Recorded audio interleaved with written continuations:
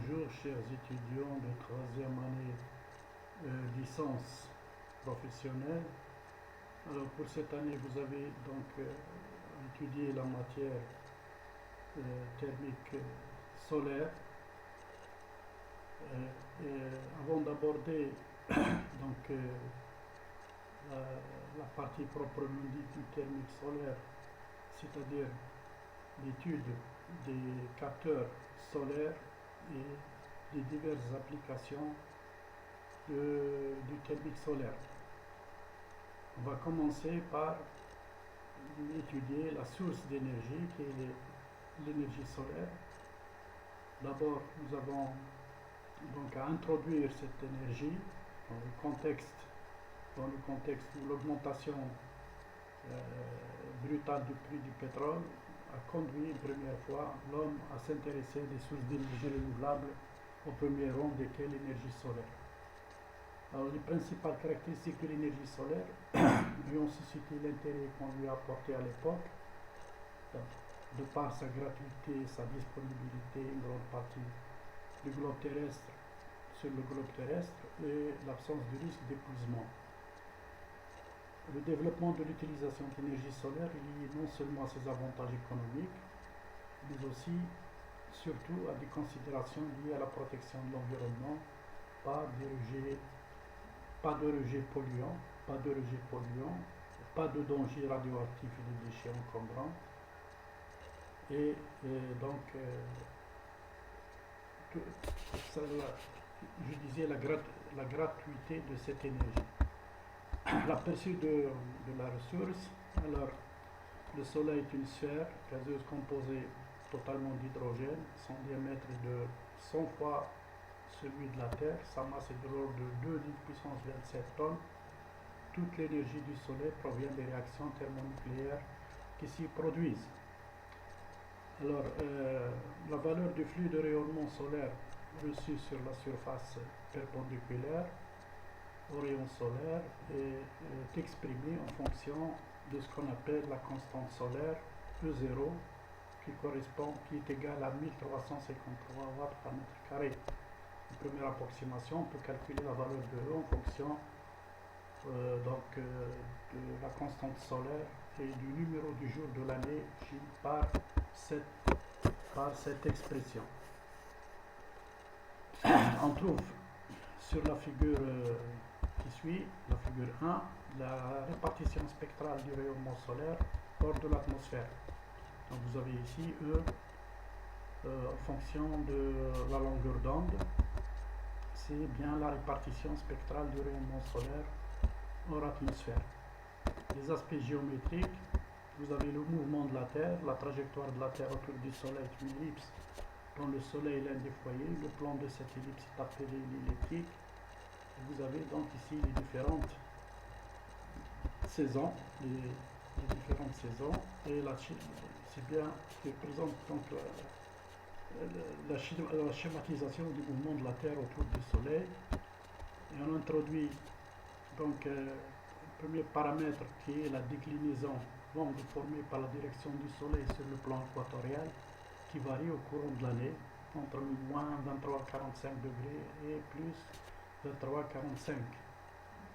Il est nul aux équinoxes, c'est-à-dire 21 mars et 21 septembre, et on l'exprime donc par l'expression qui suit. J, c'est toujours le numéro du jour de l'année. Le mouvement apparent du Soleil, vu par un observateur fixe en un point de la latitude L au nord de l'équateur, est représenté sur la figure Tawa qui vient.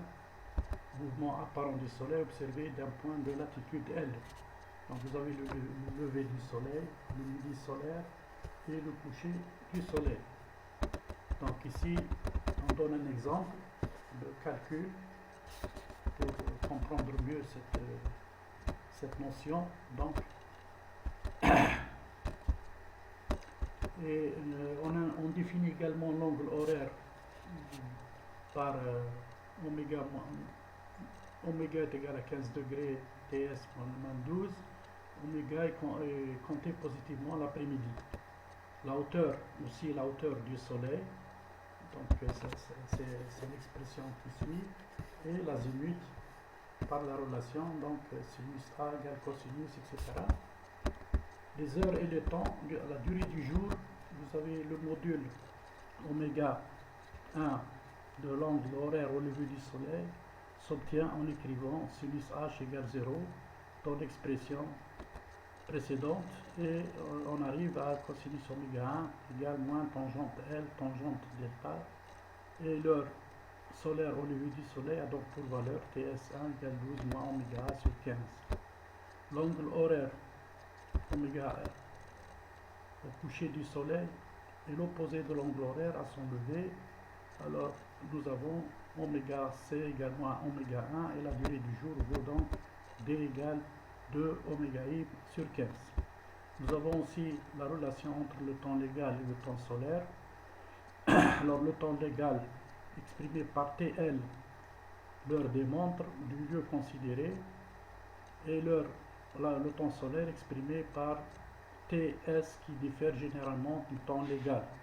La différence fixée entre l'heure légale et l'heure civile TCF du fuseau horaire dans lequel il se trouve. Donc une différence TC égale TL moins TCF. L'angle civil TCF du fuseau horaire est égal au temps universel, temps solaire du méridien du Greenwich, augmenté de la valeur du décalage horaire que l'on trouve sur la figure qui vient 1,5. La variation de la vitesse de la Terre sur sa trajectoire autour du Soleil, qui introduit un terme correctif appelé équation du temps et noté ET, est exprimée par cette relation. Elle est un peu longue. Où J est le numéro du jour de l'année, ET est l'équation du temps. Avec oméga prime égale 0,984. Là vous avez donc la figure 1,5, le décalage horaire par rapport au méridien de Greenwich. Et donc la différence de longitude entre le lieu considéré et le lieu servant de référence au temps légal. Le temps solaire TS se calcule finalement par la formule qui vient. Donc TS, TL moins C plus UT, L référence moins 1 sur 15. La correction maximale due à l'équation du temps est de l'ordre de 16 minutes. On ne peut pas en tenir compte en première approximation. On trouve la variation annuelle de la définition de l'équation du temps sur la figure qui vient, la figure 1,6, où nous avons donc l'équation du temps ET et la déclinaison en fonction du jour de l'année. Le problème est souvent de déterminer la différence C entre TL et TCF. En un lieu donné, on peut procéder de la manière suivante. Il est possible de connaître TL et TU, écouter une radio internationale, d'où TL moins TU. La différence TCF moins TU peut être lue sur la figure 1,5. On en déduit C égale TL moins TU moins TCF moins TU. Et donc on matérialise ça par un exemple où il s'agit de calculer la hauteur du soleil et l'azimut lorsqu'il est midi 30 le 20 février à Bordeaux, en France. La latitude est 44,5 N nord et la longitude est L égale 0,34 degrés ouest. Alors, nous avons après la durée et le taux d'ensoleillement. La durée d'ensoleillement selon les conditions atmosphériques. Le ciel peut être plus ou moins couvert de nuages au cours d'une journée. Ceci occulte le soleil totalement ou partiellement, empêchant ainsi le rayonnement d'atteindre directement le sol. Alors on dit que la nébulosité est plus ou moins importante selon qu'il y a beaucoup ou plus de nuages, et on appelle durée effective d'ensoleillement ou insolation le temps pendant lequel, au cours d'une journée, le rayonnement solaire direct atteint le sol au lieu considéré, et on appelle rayonnement direct le rayonnement qui atteint la surface terrestre sans avoir subi de variation depuis son émission par le soleil. Le taux d'ensoleillement est exprimé donc par ciel et clair sans nuage. Le sol reçoit le rayonnement solaire direct pendant toute la durée du jour, ou plus précisément pendant la durée maximale d'ensoleillement, SS0. On appelle taux d'ensoleillement le taux d'insolation le rapport entre la durée effective et la durée maximale d'ensoleillement. Alors, بالنسبة les aspects énergétiques, l'atmosphère terrestre, la composition.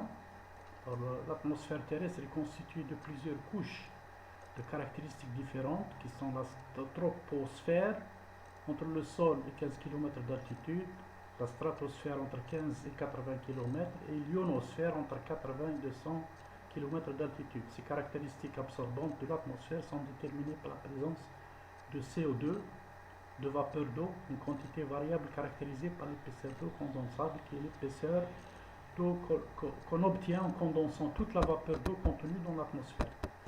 L'ozone, situé entre 10 et 30 km d'altitude, et puis les aérosols qui sont les grains de sable, les poussières, les fumées, etc. On trouve sur la figure 7 la répartition spectrale du rayonnement solaire au niveau du sol terrestre.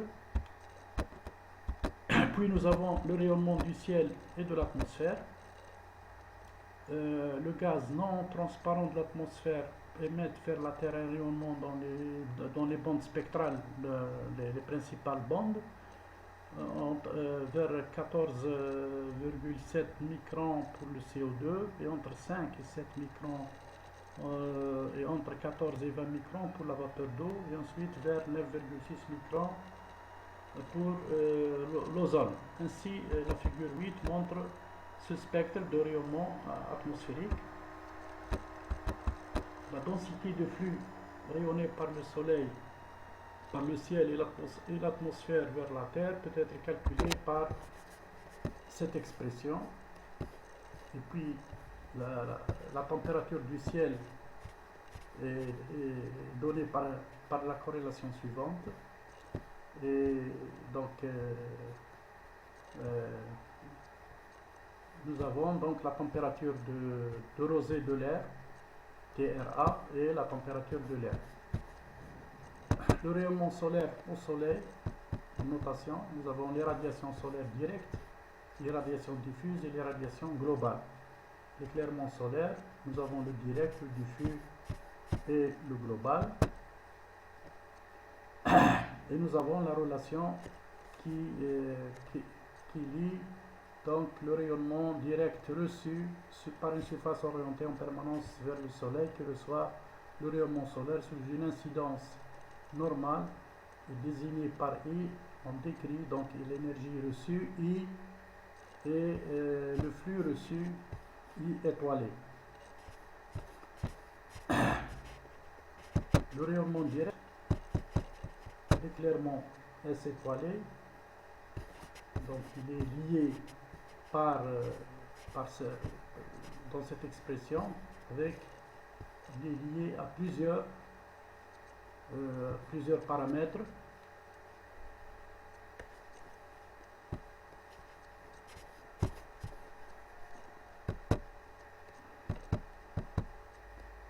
Et à partir de la connaissance de la moyenne mensuelle de radiation globale journalière, on calcule les radiations diffuses journalières moyenne D par la corrélation suivante D 1,22, l'expression 1,22. À partir de la mesure du taux d'ensoleillement, sigma, on évalue G, donc les radiations journalières globales, donc avec cette relation.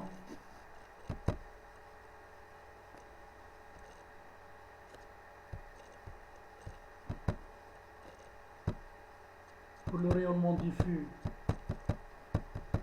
l'éclairement solaire diffus sur un plan horizontal peut être déterminé de plusieurs manières en fonction des données disponibles. À partir de la mesure de la radiation journalière diffuse D sur un plan horizontal, on déduit l'éclairement solaire diffus,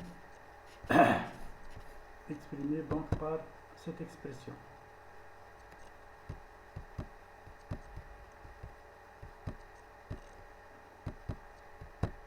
Alors, le rayonnement solaire sur un plan quelconque, soit une surface plane inclinée d'un angle I par rapport à l'horizontale et orientée vers une direction faisant un angle G avec la direction sud, le rayonnement global G étoilé reçu par cette surface est la somme de trois termes.